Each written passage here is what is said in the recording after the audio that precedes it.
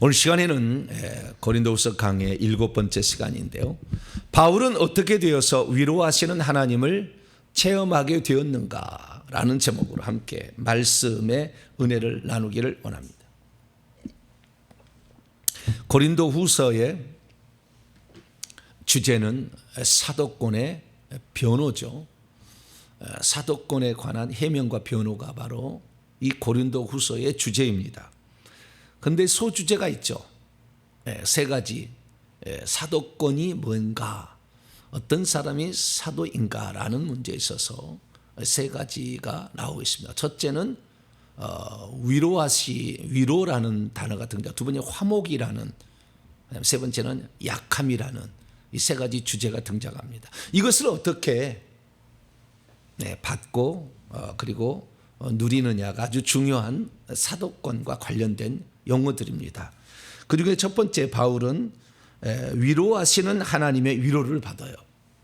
위로하시는 하나님. 그러니까 바울에게 있어서 하나님 아버지는 어떤 분이냐? 위로하시는 아버지다. 이렇게 얘기를 하는 거예요.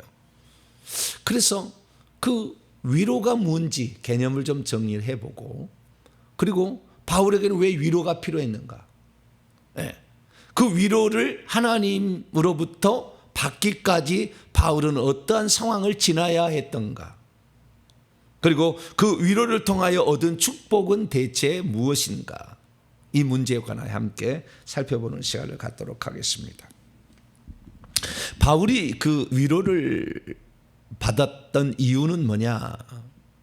바울이 위로를 받았던 이유는 뭐냐? 이유가 있어요. 너무나 어려운 고비를 넘어야 했어요. 고난과 환난과 그런데 고난, 환난 이것보다 더 어려운 것은 마음의 심적인 강력한 눌림이었어요. 마음의 강력한 눌림. 그것은 고린도 교회 성도들이 자신을 과연 사도로 받아줄 거냐, 또 자신이 한 권면의 말을 그들이 들을 거냐, 아니면 그들이 아예 쌩까서 이제 끝낼 건가, 그들이. 그에 대한 두려움이 있었어요. 그들의 잘못이 있었을 때 그들의 잘못을 가서 지적을 하러 갔는데 안 들었어요. 그래서 돌아와서 근심 가운데 편지를 썼어요. 다시 편지를 썼어요. 그래서 그 편지를 썼는데 그 편지를 누가 가지고 갔냐? 디도라는 바울의 제자가 가지고 갔어요. 그 디도라는 제자가 이 고린도 교회에 대한 그 문제 해결책, 그리고 어쩌면 강한 책망이 들어있는 엄중한 편지였어요. 근데 그것을 눈물로 썼다고 해서 우리는 눈물의 편지라고 그러죠.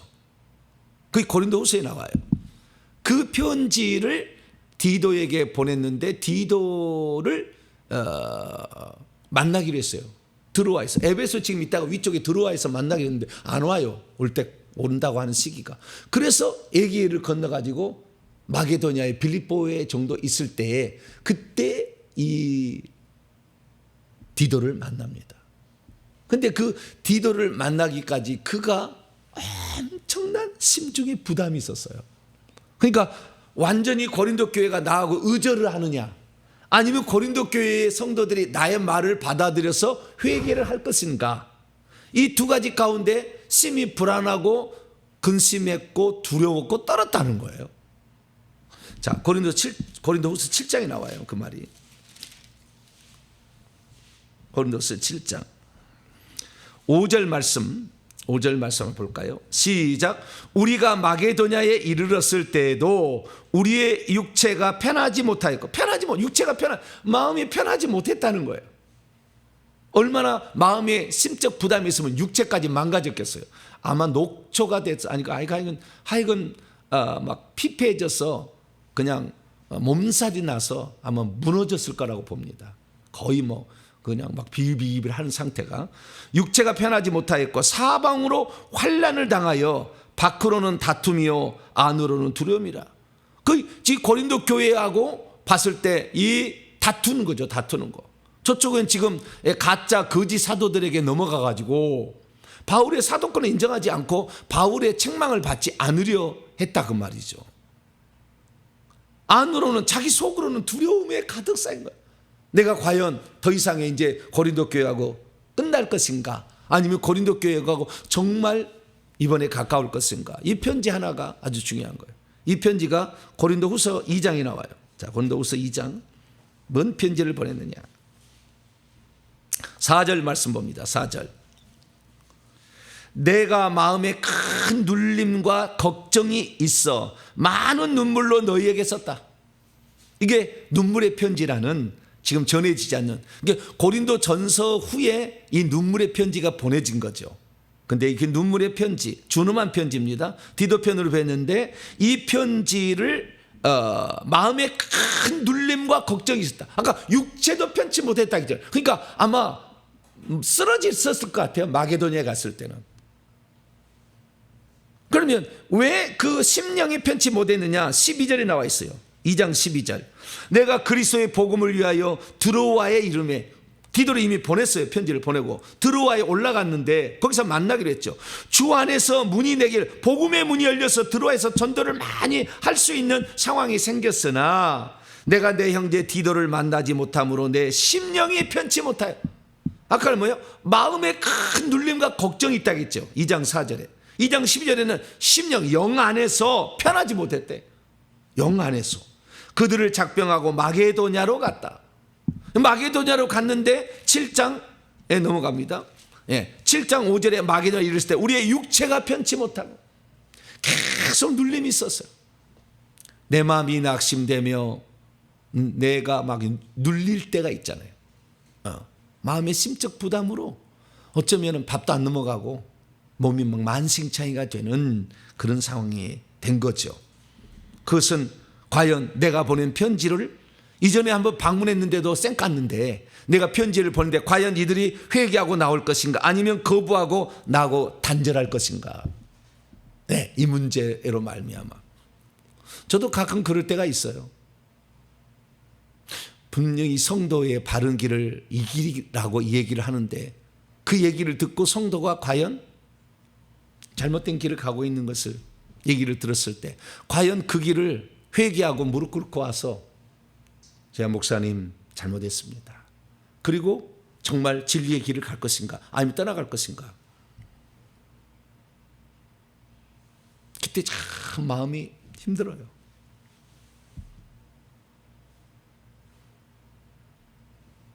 그런 사람들이 있어요. 잘못된 길을 가는 사람이 있어요. 그럼 그들을 향하여 어떠한 메시지를 줬을 때 그들이 과연 어떻게 나올 것인가. 그렇죠? 참 눌림이 있습니다. 어쩌면 두렵고 떨었다라는 이 바울의 표현과 비슷한 이런 마음이 있는 거죠. 그런데 바울은 위로를 받았어요. 어떻게 위로를 받았느냐? 자, 7장 6절부터 7절까지 말씀에 아주 그 답이 나와 있어요. 위로를 받았대. 그래서 이 위로 때문에 1장 3절에서 11절까지 위로의 하나님이라고 얘기를 하기 시작한 거예요. 처음부터. 자, 이게 해결됐기 때문에 그런 거죠. 자, 6절 7절 시작. 그러나 낙심한 자들을 위로하시는 하나님이, 낙심한 자는 본인이겠죠. 본인과 그 팀이겠죠.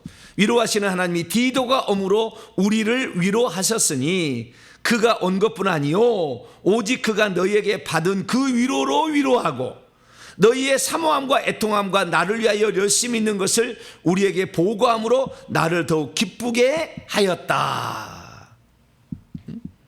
그들이 이 디도를 보냈을 때 과연 디도의 편지를 받고 이들이 어떻게 할 것인가. 그러니까 바울이 고린도 전서 이전에도 하나의 편지가 있어요. 고린도 전전서라고 하는데 고린도 전전서를 보냈어요. 교회에 무슨 일이 있어가지고 전전서를 보냈어요. 근데 전전서 그 핵심은 음행하는 자를 쫓아내라, 막 그런 내용이었는데 안 쫓아냈어요. 그래서 고린도 전서를 보내서 고린도 전서 5장에 보면은 어찌 아비의 후처를 데리고 사는 수가 있다는 것인가. 음행의 문제. 고린도 전서가 아주 그 음행이 나는 그런 도시의 특징이 있잖아요. 그래서 그 책망을 했는데 고린도 전서의 문제로 해결이 된 게 아니라 더 안 된다는 얘기를 듣고 바울이 근심에 어려서 바로 에베소에 있다가 바로 고린도로 간 거예요. 그런데 무슨 문제인지는 모르나 고린도에서 엄청난 거부를 당했고 거기서 바울은 돌아올 수밖에 없었어요. 그런데 그때 거부를 했을 때 아마 바울이 거기서 고개 숙여 온 건 아닌 것 같아요. 너희들이 이렇게 살아야 된다. 나는 이렇게 얘기한다. 그러면서 어떤 얘기를 메시지를 주고 왔는데 그래도 마음이 놓이지 않으니까 편지를 써서 디도를 통해서 보냈다는 거예요. 이것이 이제 눈물의 편지라는 거죠. 고린도 전서 후에 보낸 편지. 그 눈물의 편지를 보는데 이 눈물의 편지를 보고 과연 나의 말을 다시 하나님의 말씀으로 알아듣고 저들이 회개할 것인가? 자신의 잘못을 인정할 것인가? 아니면은 거부하고 떠날 것인가? 두 가지 이제 문제가 생긴 거죠. 그런데 디도를 드로아에서 만나는데 문제가 생겼다고 생각한 거죠. 드로아에서 만나기로 했는데 못 만났으니까. 그래서 그냥 그 모든 것을 좋은 전도의 문이 열렸음에도 불구하고 포기하고 그 디도를 만나기 위해서 육로를 통한 이제 고린도 교회 방문을 위해서 저 에게이를 건너서 이 바다 밑으로 이렇게 가는 게 아니라 고린도하고 에베소의 배편으로 가는 게 아니라 저 위쪽으로 돌아서 이렇게 가는 거죠. 이렇게 돌아서 가는데 그때 디도가 왔는데 보고를 해줬는데 뭐라고 보고를 했느냐? 예? 첫째, 그들이요 디도를 오히려 위로해 줬대요. 디도가 왔는데 고린도 교회 성도들이 오히려 디도가 내팽개칠 수 있잖아요. 그런데 디도도 그런 걱정을 하고 왔어. 어디를 다시 왔냐고. 뭐 이렇게 엄청나게 책망을 들을 수 있었는데 디도를 오히려 어서 오라고 위로를 해줬다는 거예요. 그러면 그들의 태도가 어땠느냐? 뒤에 또 나와요. 15절 말씀 보면 고린도 후서 7장 15절 말씀 보면 그가 너희 모든 사람들이 그는 디도예요. 너희 모든 사람 고린도 교인 성도들이에요. 그가 너희 모든 사람들이 두려움과 떨므로 너 디도를 영접하여 순종한 것을 생각하고 그러니까 디도를 올 때 거역하려고 기다린 게 아니라 디도가 온 것을 바울이 온 것처럼 생각을 해서 바울 앞에 두렵고 그들이 떨었대. 오히려 우리가 잘못했다고 이제 그걸 한 거죠. 네. 그래서 오히려 디도를 책망하는 게 아니라 디도를 오히려 위로해주고 받아줬다는 거예요. 그것이 7장 7절에 나와 있는 것이고 7장 7절 하반절 보면 두 번째 바울을 위로해줬던 것은 디도를 오히려 받아줘서 안심시켰다는 것이고 두 번째는 너희의 사모함과 애통함과 나를 위하여 열심히 있는 것을 우리에게 보고함으로 나를 더욱 기쁘게 했다. 그들이 바울이 오기를 사모하고 있었고 그들의 잘못을 애통하고 있었고 그리고 나를 위하여 열심을 품어서 다시 바울의 가르침대로 살아보려고 노력을 했다는 거예요. 할렐루야. 이렇게 돼야 돼. 대부분 성도는 다 떠납니다. 책망을 안 받습니다. 왜? 굴복하지 않아요. 절대 굴복하지 않아요. 자신의 잘못을 인정하지 않아요. 거의 나중에 이제 시간이 되면 본인 이제 후회를 하겠죠. 그러나 그때는 너무 늦습니다. 근데 이 바울은 이 사람들을 포기하지 아니하고 직접 방문도 하고 또 그 다음에 편지도 보내고 이렇게 했다는 거 아니에요? 이러는데 그들이 나온 것을 보니까 그들이 오히려 바울이 왔을 때 그에게 잘못했다 고백하기를 바라는 마음을 가지고 있었더라라는 거죠. 그 구체적인 내용이 8절과 9절에 또 나와 있어요. 8절과 9절. 그러므로 내가 편지로 너희를 근심하게 한 것을 후회하였으나 왜냐하면 너무 주문한 편지를 보냈거든. 눈물의 편지에 너희들 이렇게 하나님 뜻 하지 않으면 너희들은 완전히 끝장난다 이렇게 편지를 썼더니 그것이 오히려 바울에게 근심이 됐다는 거예요. 혹시 이 편지를 받고 진짜 떠나버리는 게 아닌가, 나를 버리는 게 아닌가, 나하고 의절하는 게 아닌가. 근심하게 한 것을 후회하였으나 지금은 후회하지 아니하면 그 편지가 너희를 잠시만 근심하게 하고 오히려 그들에게 뭘 가져와요? 9절. 내가 이렇게 기뻐하는데 너희를 근심하게 한 까닭이 아니라 도리어 너희가 근심함으로 회개에 이른 까닭이라. 너희가 하나님의 뜻대로 근심하게 된 것은 우리에게서 아무 해도 받지 않게 하려 함이라. 많은 사람이 잘 몰라요. 자신의 잘못을. 그리고 잘못을 가르쳐주면 그 잘못을 받아들일 수 있는 상태가 안 돼요. 자기 생각이 옳다고 생각해. 네. 그런데 고린도 교회는 그러지 않았다는 거예요. 바울의 편지를 준엄한 편지, 아마 준엄한 편지가 남아 있었으면은 우리가 깜짝깜짝 오싹오싹했을 수도 있어요. 왜냐하면 얼마나 강하게 썼는지 몰라, 이거 편지가. 그러니까 그 편지를 보내놓고도 바울이 뭐요? 내가 근심하게 혹시 이걸 오히려 더 문제가 돼가지고 아예 아니 바울하고 이제 끝났다 이렇게 할까봐. 그런데 그걸 고린도 교회가 오히려 고린도 교회가 두렵고 떨림으로 디도를 영접해 주었고, 오히려 디도를 위로해 주었고, 그 다음에 우리가 바울을 많이 간절히 기다립니다. 이렇게 얘기를 해줬기 때문에 그래서 너무나 그 위로를 받게 됐다는 거예요.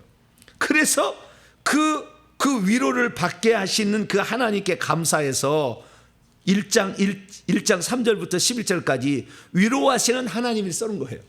자, 1장 3절입니다. 1장 3절. 찬송하리로다. 그는 하나님 아버지죠. 우리 주 예수 그리스도의 하나님이요, 자비의 긍휼의 하나님이요, 모든 위로의 하나님이시며, 위로의 하나님이라 이렇게 얘기를 하고 있어요. 위로하시는 하나님이라. 그 위로하시는 하나님이란 말을요, 나중에 한 번 더 써요. 한 번 더 쓰는데요, 이 위로의 하나님이란 말이 한 번 더 나와요. 그 위로의 하나님이 어디가 또 나오냐면 뒤에 한 번 더 나와요. 위로의 하나님 또는 위로하시는 하나님이라는 말이 나와요. 자, 7장 6절입니다. 그러나 낙심한 자들을 위로하시는 하나님, 위로의 하나님이죠. 위로하시는 하나님. 1장 3절에도 모든 위로의 하나님, 그 위로의 하나님을 얘기를 해요. 그러면서 4절, 우리의 모든 환난 중에서 우리를 위로하사 우리로 하여금 하나님께 받는 위로로서 모든 환난 받을 자를 위하여 능히 위로하게 하시는 이로다. 그러니까 하나님이 바울을 위로한 것은 지금도 모든 환난 중에 있는 자들을 위로하게 하기 위하여 먼저 하나님이 나를 위롭게 하셨다라고 얘기를 해요. 그래서 이 바울이 위로를 받는 것은 자기만이 아니라 다른 사람도 이러한 환난 중에 있을 때 낙심하지 말라. 왜? 하나님이 위로를 해주더라. 너희들도 낙심하지 말고, 믿음의 길을, 환난 중에도 고난을 잘 인내하면서 참고 기다리면서 하나님의 뜻을 따라 네가 가고 있다고 한다면 거기에 대해서 낙심하지 말고 있으면 하나님이 반드시 하나님의 뜻을 이루어 줄 날이 올 거다라고 얘기를 했다는 거죠. 그래서 결국에 이 바울이 심한 환난과 이 고난과 심적 부담 속에서도 그 눌림이 있었음에도 불구하고 그 눌림 가운데서 오히려 상대방을 저주하는 것이 아니라, 고린도 교회를 저주하는 것이 아니라 그들의 책망을 권면을 했겠죠. 어떤 책망의 권면을 했으면서 혹시라도 그것이 그들에게 근심이 되지 않을까라는 오히려 그런 염려를 가지고 있었으나 하나님은 그의 사도 바울의 마음을 아시고 고린도 교회 성도들을 회개로 이끌어 주셔가지고 하나님의 뜻대로 하는 근심으로 회개에 이르렀다라고 바울은 얘기를 하는 거죠. 그래서 이 바울은 이 고난 가운데서도 우리가 고난 가운데서 낙심하지 말아야 된다라는 걸 얘기를 하는 거예요. 그러면 그가 어떤 고난을 받았을까요? 비유를 들어서 얘기를 합니다. 자, 8절 9절인데요. 8절 9절, 10절까지 한번 읽어봅니다. 고린도후서 1장 8절 9절 10절 시작. 형제들아, 그 고린도 교회겠죠. 우리가 아시아에서 당한 환난을 너희가 모르기를 원하지 아니하노니 힘에 겹도록 심한 고난을 당하여 살 소망까지 끊어지고 우리는 우리 자신이 사형 선고를 죽을 고비를 넘은 그런 받을 줄을 알았으니 이는 우리로 자기를 의지하지 말고 오직 죽은 자를 다시 살리시는 하나님만 의지하게 하심이라. 그가 이같이 큰 사망에서 우리를 건지셨고 또 건지실 것이며 이후에도 건지시기를 그에게 바라노라. 심한 고난으로 죽는 줄 알았다는 표현을 쓰므로 얼마나 심적 부담, 마음의 심령이 편치 못해서 마음에 큰 눌림이 있어서 이 심령이 너무 힘들었다. 예, 여기에서는 아시아에서 당한 이 고난이 어떤 것인지는 정확히 잘 모르겠지만 좌우지간 이 고난과 비슷한 것을 경험을 했다는 것을 얘기를 해주잖아요. 그래서 심한 고난으로 사형 선고를 받은 줄 알았다. 이 무슨 말입니까? 소망이 사라질 뻔했다는 거예요. 죽을 뻔했다니까. 완전히 끝날 줄 알았다는 거예요. 네? 루스드라에서 돌을 맞아가지고 그렇게 죽을 뻔한 적이 있었잖아요. 그렇죠? 돌에 맞아가지고. 그래서 그냥 성 밖에다 던졌잖아요. 죽었다고. 그런 적도 있었잖아요.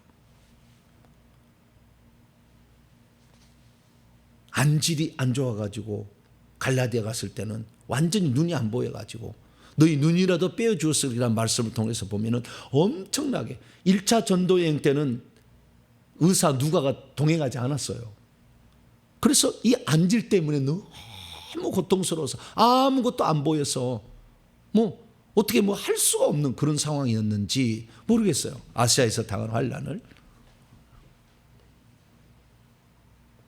그런데 그러한 고난을 겪었다는 거예요. 그러면 하나님께서 그 고난을 우리가 겪고 있을 때 건져주셔야 되잖아요. 근데 안 건져줬다는 거예요. 심한 고난을 받아서 더 이상의 소망이 살아있을 더 이상 소망까지 끊어져 버렸다는 거예요. 그 정도로 강력한 고난이 그에게 환난이 닥쳐왔다는 거죠. 그래 많은 사람들이 사도 바울이 훌륭한 사람이 된 것을 하나님께서 그를 만세전부터 들었으려고 계획했으니까 그냥 거저먹기로 된 줄 알아요. 사도 바울을 하나님이 신뢰하고 쓸 수밖에 없었던 이유는 뭐냐? 이러한 상황에 가서도 절망하지 않았다는 거 아니에요. 살 소망까지 끊었을 때 끝났구나 생각했지만 끝까지 포기하지 않았다는 거 아니에요.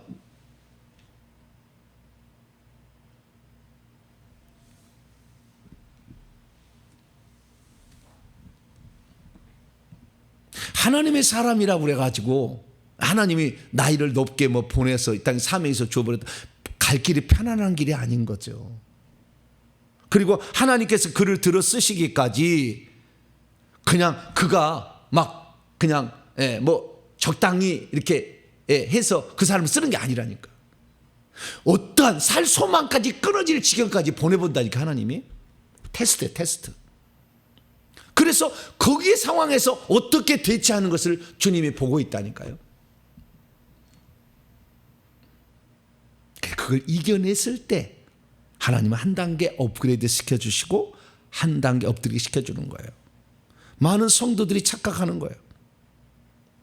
주의 종의 말을 들었을 때 어떻게 할 것인가. 때로는 자기 마음이 너무 상심해서 너무 고통스러울 수도 있을 수 있어요. 그때 어떻게 될 거냐는 거죠. 그러나 저 종의 말은 하나님의 말이다.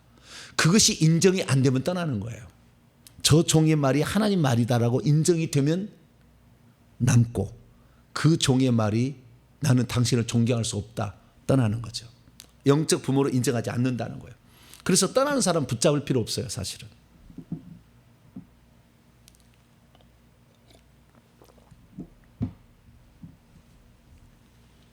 그런데 그러한 모든 어려움 속에서도 바울은 참 고난이 엄청 심해 왔어요. 그런데 그때 바울은 어떻게 했느냐? 이렇게 하라고 그래요. 자, 1장 5절 보세요. 1장 5절, 6절, 7절 보면 견뎌낸다는 거예요. 6절에 나오는데요. 1장 5절, 6절, 7절. 고난이 닥칠 때 어떻게 해야 되느냐? 그리스도의 고난이 우리에게 넘친 것 같이 우리가 받는 위로도 그리스도로 말미암아 넘치는도다. 그리스도가 죄가 있어서 고난을 받았느냐? 죄가 없는데도 하나님의 뜻을 이루기 위한 고난이잖아요. 바울도 복음 전파를 위한 고난이지 자기의 무슨 잘못을 위한 고난은 아니잖아요. 우리가 환난 당하는 것도 너희가 위로와 구원을 받게 하려는 것이었고 우리가 위로를 받는 것도 너희를 위로를 받게 하려는 것이니 위로가 너희 속에 역사하여 우리가 받는 것 같은 고난을 너희도 견디게 하려. 고난을 견뎌야 된다는 거예요. 너희를 위한 우리의 소망이 견고함은 너희가 고난에 참여한 것 같이 위로되어 그러할 줄 아노라. 그래서 첫 번째는요, 이러한 고난이 찾아올 때 위로를 받으려면 그 고난을, 환난을 견디어내야 된다라는 거죠. 견디어내야 한다. 그리고 두 번째는 1장 7절 때 소망을 견고히 가져야 돼요. 소망을 견고히 가져야 돼요. 포기하지 말아야 되는 거죠. 저는요, 제가 이런 경험을 몇 번을 했어요. 근데 어렸을 때는 기억이 안 나고요. 저는 제 일생에 3번을 죽을 고비를 넘겼어요. 크게 말하면 더 4번 정도 되겠죠. 고비를 넘겼어요. 근데 아주 어렸을 때 죽을 뻔했는데 하나님이 살려주셨어요. 저를 죽었다고 운목에다가 놔뒀다더라고요. 그런데 좌우지간 살아났어요. 두 번째는 군대 갔을 때 고참들이 나를 죽이려고 작정을 하고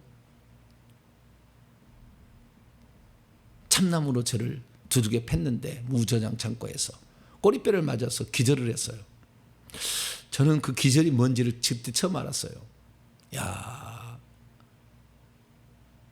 이 온 세상이 하얗게 변하더라고요.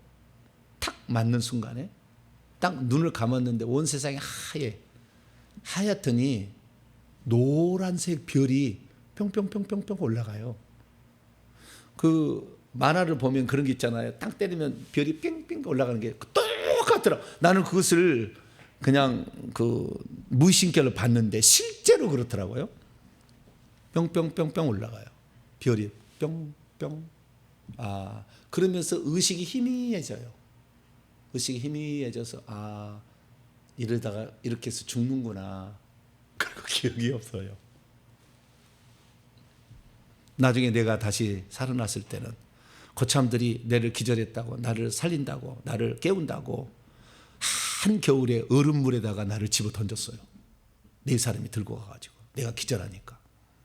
왜냐하면은 군생활을 저 예수쟁이, 너 뭐냐면 예수쟁이야. 그리고 제가 교회 간다는 것 때문에 수요일날 참 뭐 총기 수입하고 다 이러는데 종교행사 간 사람 나오라 그러니까 저를 보내달라고 그랬거든요. 근데 제 가슴에다가 군화를 올리고서 갈래 그러더라고. 그래서 간다고 그랬어요. 내 여기서 만약에 못 간다고 하면 평생 못 갈 것 같더라. 군생활을. 죽으면 죽으리라. 보내주십시오 그랬어요. 그랬더니 그날 밤부터 저를 그렇게 군기를 잡는 거예요. 밤 12시 1시까지 고참들이 2시간 경계를 쓰고 나머지 나와서 상병선에 와가지고 저를 이렇게 죽이려고 한 거죠. 아예 그냥 죽여버릴 작정했어요. 그래서 그런 일이 있었어요. 그래서 나중에 정신이 번쩍 났어요. 물에 빠졌으니까. 그 일로 말미암아 내가 허리가 망가졌어요.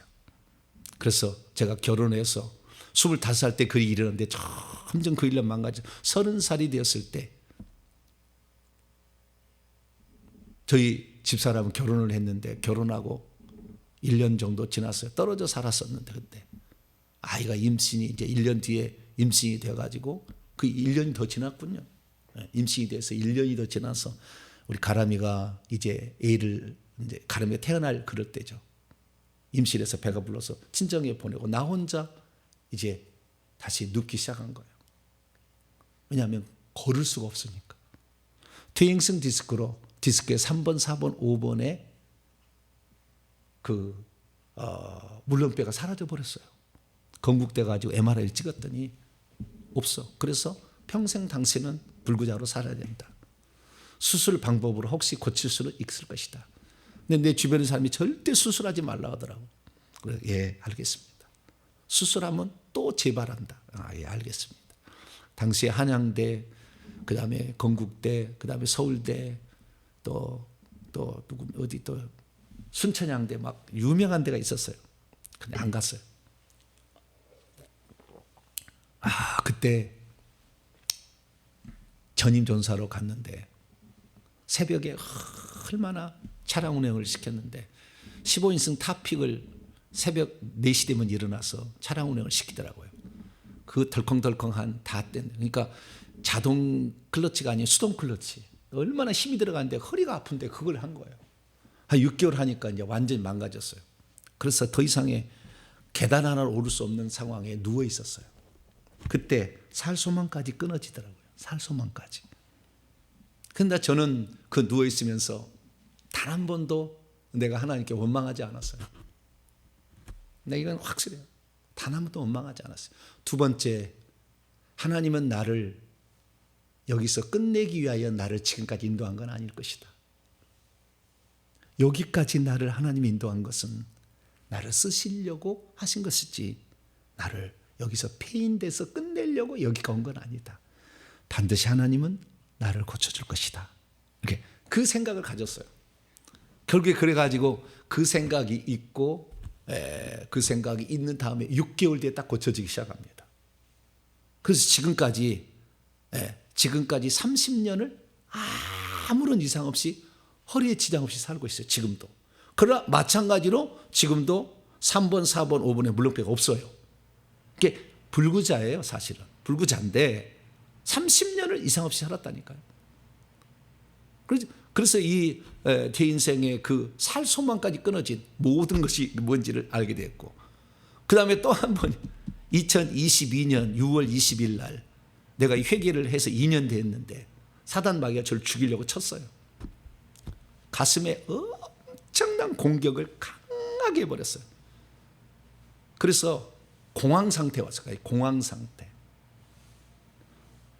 그러니까 이 숨 쉬는 것조차가 으드드드 우황청심환을 먹지 않으면 견딜 수 없는 상태.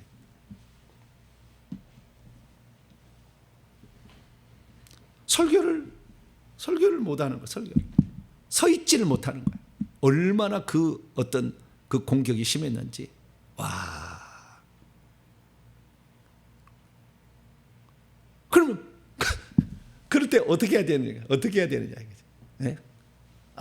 나는 이제 영원히 이제 악한 영의 공격으로 이제 끝난 것인가? 응? 여러 생각이 몰려오죠. 살소망까지 끊어지는 사형 선고를 받을 줄 아는 그런 상태로 간 거죠. 그런데 그렇게 가지고 아예 제가 교회도 그냥 아예 새벽에도 못 나와서 다 그래서 이제 온라인으로 돌렸어요. 내가 이전에 했던 설교를 이렇게 온라인으로 이렇게 돌리고 있었는데, 그래서 조기미 사모님이 와서 그 새벽마다 다 이걸 틀어주고 막 그랬어요. 나는 움직일 수가 없으니까. 근데 한 달 만에 엎친 데 덮친 격으로 제가 2022년, 그러니까 2011년부터 11년 동안 했던 유튜브의 계정이 탈취를 당해요. 해킹을 당해서 그 많은 영상을 싹 날려버려요. 그리고 더 이상의 구글 코리아에다 알아보니까 복구 불가능. 안 된다고. 계속 어필을 했는데 안 된다고. 그래서 제 일평생의 재산이 싹 날아가 버려요. 싹 날아가 버려요. 아무런. 나는 아파서 숨도 제대로 못 쉬고 있고, 계정은 탈취당해서 이제는 나에 대한 모든 것이 싹 사라졌고, 그럴 때가 있었다니까요. 그때 나는 제 몸을 추스르며 제가 살고 있는 동네에 그 마을을 이렇게 그 안에, 그러니까 그 아파트 단지 안에 이렇게 이제 돌아갈 수 있도록 이렇게 산책로 같은 게 있을 거 아닙니까? 거기를 나갔어요. 거기를 나가면서 그때 이제 꽃을 바라보기 시작했어요. 숨을 제대로 못 쉬니까 그래도 자연을 내가 봐야 된다. 의사가 이렇게 산책을 하라. 그런 얘기 있었어. 그래서 제가 딱 나갔어. 근데 꽃을 내가 봤어요. 꽃을. 이 꽃을 보면서 무슨 생각을 했느냐. 하나님이 만드신 꽃들도 이렇게 아름다운데 나를 하나님이 여기서 귀신에게 공격을 당해서 끝내려고 나를 여기에 두게 했을까? 아니다. 다시 또 마음을 먹었습니다. 꽃을 아름답게 지으신 하나님이 들의 백합화를 보라. 공중에 나는 새를 보라. 너희 천부께서 다 기르시나니. 들의 이 백합화도 하나님이 옷을 다 입혀주시고, 새들도 귀 여기셔서 먹을 것을 주시거늘 하나님께서 나를 돌아보지 아니할 것인가. 우리 하나님 창조의 솜씨에 노래를 부르기 시작했어요. 주 하나님, 말이 잘 안 나와. 그래도 했어요. 지으신 모든 세계 내 마음속에 그리어볼 때 하늘의 별 울려 퍼지는 뇌에서 노래를 했어요. 자연 만물도 사랑하시는 하나님이 나 같은 사람을 사랑해서 여기까지 왔는데 나를 버리지 않으시겠죠. 6개월 만에 제가 다시 또 살아나기 시작합니다. 그러나 그 6개월 동안에 제가 살아났는데 건강을 회복하는데 건강이 90%는 회복이 돼요. 의학적인 다양한 강력한 방법들이 들어왔어요. 우리 성도가 그것을 다 이렇게 해줬어요. 그래가지고 제가 그걸 회복했는데 그 귀신의 나를 공격한 그 두려움과 그 상황은 가시지 않는 거예요. 그래서 제가 기도를 했죠. 하나님, 이 귀신을 반드시 몰아내야 되겠다. 이 귀신을 몰아내야 되겠다.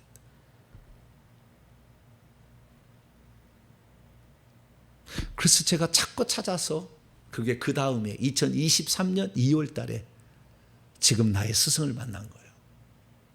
불이 나오는 스승이나 불이 나오는 스승. 보는 영적 세계를 2년 이상을 훈련을 받았는데 보는 것 갖고 안 되더라고. 내가 그 공격을 당해서 발을 걸음을 딛지 못하고 저희 집사람이 의지해서 가면서 가기 전에 그렇게 많이 제가 부탁을 했어요. 절 위해 기도해 달라. 30분 동안을 고속도로 상에서 전화를 붙잡고 기도를 해줬는데 안 돼. 가시지가 않아.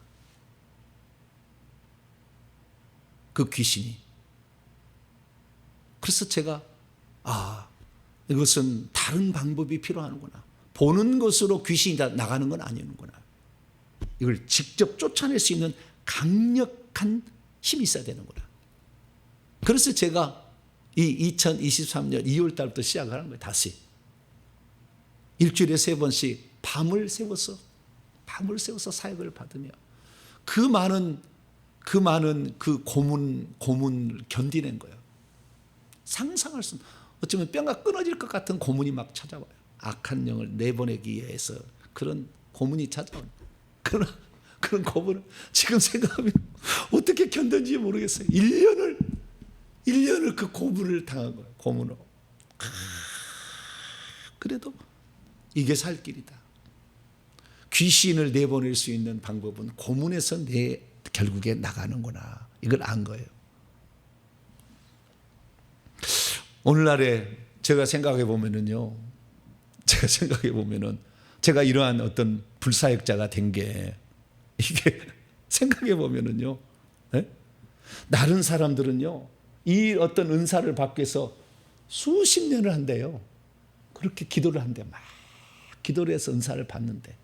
근데 나는 1년이라는 짧은 세월이었지만 산전수전을 겪으면서 죽을 고비를 넘어가면서 오직 죽으면 지금 죽는다. 나는 지금 죽으면 천국이고 살려주면 저는 주님의 사람으로 살아간다.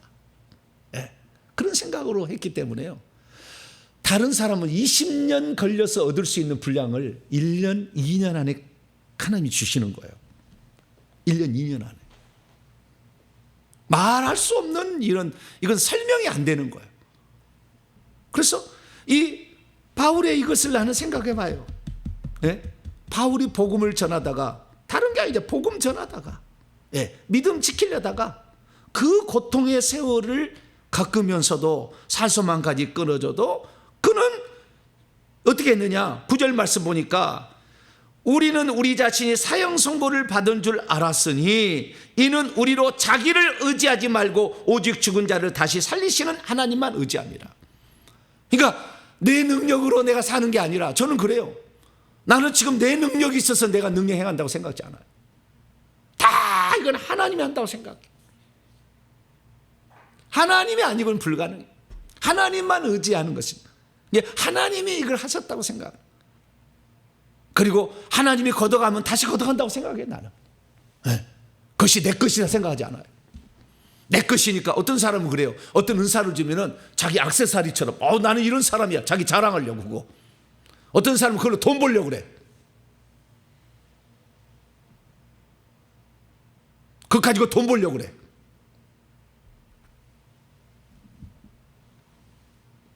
하나님이 돈 벌려고 은사 줬겠어요? 나는 이런 거 한다 자랑하라고 그래.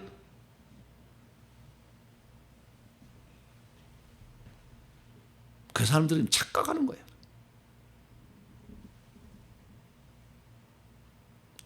내 목숨을 던져야 되는 거예요. 살리는 것도 하나님, 죽이는 것도 하나님, 은사를 주시는 것도 하나님, 가져가는 것도 하나님. 모든 것을 주님께 주권을 맡겨야 돼요. 그래서 내게 오늘 주어진 이 삶에, 그리고 제가요 이 사역을 했더니 보시는 은사를 마셔보니 절대 만지지 마라. 귀신이 탄다. 아파서 고통받는 자들을 살릴 수 있는 방법이 뭔가? 단지 나와 이렇게만 하다가 끝낼 것인가? 그래서 처음에는 안수를 했는데, 안수를 하니까 영권이 약하니까 또 귀신이 막 타고 들어와. 막 어깨를 막 잡아. 이거 어떡합니까 주님? 아파서 성도가 있는데 이들을 고쳐줘야 하고 이걸 해야 되는데. 그래서 더 부르짖다가 또 쓰러져. 한 6개월을 또 힘들었어. 지쳐가지고 아무것도 못해. 또 한 번 쓰러져 버려. 왜냐하면 이게 엄청난 공격을 해야 되니까. 그래도 이것을 도와줘야 되잖아요. 저렇게 회개하면서 자기를 나아보기 위해서 저렇게 고통받는 가운데서도 회개하고 따라오는데, 내가 귀신 당신 거 달라붙으니까 난 못하겠습니다. 이렇게 포기할 수는 없더라고. 주여. 그래서 또다시 또 회개를 결국에 엄청난, 그것 때문에 나중에 보니까요, 엄청난 것이 이제 나중에 은혜가 와요. 그런 고비를 넘어가니까 위로하시는 하나님이야. 불만이 있어서 안 된다는 거예요. 나중에 이 손 끝에서요, 이 칼이 딱 장착이 되는 거예요. 주님이 딱 장착을 시켜줘, 이 손 끝에다가. 그래서 이렇게 제가 손으로 닿으면은요, 이 칼이 들어가서 휘바 파버려. 안에 딱 잘라버려요. 이렇게 하면은 미쳐버려. 왜냐하면 이 귀신이 다 잘라지고 다 해버리니까. 그런 은사를 주시더라고 또. 그래서 너를 당해낼 자가 없을 자가 될 것이다. 주님이 그러시는 거예요. 그것이 내가 힘들다고, 내가 포기하고 안 된다고 했다면 아마 그대로 끝났을 거예요. 그러나 그 영혼들을 불쌍히 여기에 누가 불쌍히 여길 건데?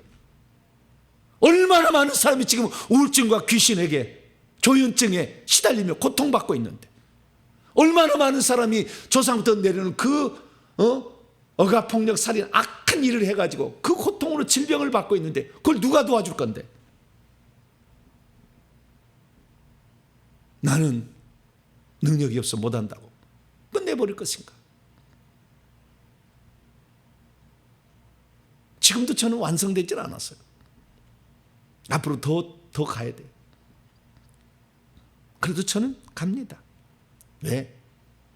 주님이 이 땅에 나를 보내고 영혼을 살리라고 했는데 내 몸 하나 살리기 위해서 적당히 한다? 오늘 살다 오늘 끝나도 이 길 가야죠. 이 길 가야지. 어떠한 고난이 와도 견뎌내면서 하나님은 나를 이 땅에 폐인되기 위해서 나를 보낸 건 아니다. 주님에 대한 소망을 버리지 않고 다 무너져도 한 가닥의 소망의 끈을 붙잡고 오늘도 가야죠. 그 길을. 그런 자들을 하나님이 들어쓰는 것이 멋진 능력 받았다고 액세서리로 뻐기려고 그런 게 아니잖아요. 결국에 하나님은 어떻습니까? 건져주시는 거라는 거죠. 건져주시는 거예요. 네? 모든 환난 중에서 우리를 건져주셔요. 그래서 그 고난 중에도 견디며 소망을 갖고 하면 하나님이 위로하시는데 어떠한 축복입니까? 환난 중에서도 건져주신다. 10절입니다. 그가 이같이 큰 사망에서 우리를 건지셨고 또 건져주실 것이며 이후에도 건져주시기를 바란다. 또 어떤 일이 붙을지 몰라. 그러나 건져주실 거다. 구원해 주실 것이다. 6절에도 우리가 환난 당하던 너희의 위로와 구원을 받게 하는 거다. 우리를 구원시키는 것이다. 하나님 구출해 주는 거다 라는 것을 믿는 것이죠. 그리고 고린도후서 7장 7절 9절 13절처럼 기쁨을, 하나님을 섬기는 기쁨이 이런 거 감사가 나오도록 하는 거죠. 저처럼 이렇게 어떤 은사를 주시거나 복을 주셔서 그 일을 하게 하는 거죠. 그래서 고난당했을 때 고난을 감사하라. 고난 당하는 것이 내게 유익이라 생각하고 이것은 나를 하나님께서 쓰시기 위한 하나의 과정이다 생각하고 거기에서 지은 죄를 회개해야지. 자기 죄 때문에 받는 고난은 쓸모없는 거예요. 애매한 고난이에요. 그런 거 말고 진짜 그리스도의 고난이죠. 복음을 위해서 고난을 받을 때는 주님이 눈동자처럼 지키시고 어느 날 반석에 올리신다. 이 사실을 꼭 믿으시고 어떠한 어려움이 있다. 주님을 위하여 가는 거죠. 회개를 하면서 내가 내 후손을 살려보기 위해서 하는 거 엄청난 좋은 거예요. 이런 것들. 그런데 회개를 하다가 너무 낙심돼서 아무것도 없다 할지라도 그래도 해야지. 죽기를 각오하고. 그럴 때 하나님이 그를 들어 쓰신다. 오늘도 나의 길이 평탄치는 않을 거예요. 바울이 이 길을 걸었는데 끝난 것도 아니에요. 그러나 위로하시는 하나님이 있다. 우리에게 말했으니까 이 위로하시는 하나님을 꼭 믿고 반드시 하나님이 우리를 반석 위에 세워주실 그날을 향하여 그래서 하나님께 기쁘게 자기 자신을 드리며 죽을 때 나의 달려갈 길을 다 마치고 믿음을 지켰으니 의의 면류관을 주실 것이다 라는 그 사람이 될 수 있기를 계속해서 달려가는 저염 되시기를 간절히 바랍니다. 기도하겠습니다. 자비로우신 아버지 하나님, 귀신 쫓고 불태우고 고문을 줄 수 있는 사가 그냥 오겠습니까? 숱한 고비 속에서도 우리 주님이 나를 버리지 아니하시고 오늘도 고통받는 자를 도우라고 나를 보낼 것이다. 그 믿음을 가지고 아무것도 들리지 않고 아무것도 보이지 않아도 주님만을 신뢰하고 갈 때 하나님은 우리를 기뻐하시고 우리를 기억하실 것입니다. 주여, 고난이 내게 닥치고 환난이 온다 해서 낙심할 것이 아니라 반드시 하나님은 나를 반석 위에 세우셔서 당신의 뜻을 이룰 사람으로 쓰실 것을 믿고 오늘도 달려가길 원합니다. 주여, 흔들리지 않는 믿음, 끝까지 소망을 포기하지 않는 강렬함, 그리고 반드시 하나님은 우리를 위로하실 거라는 그 믿음을 가지고 오늘도 전진해 나가는 우리 모두가 되게 해 주시옵소서. 우리 주 예수 그리스도의 이름으로 기도하옵나이다. 아멘.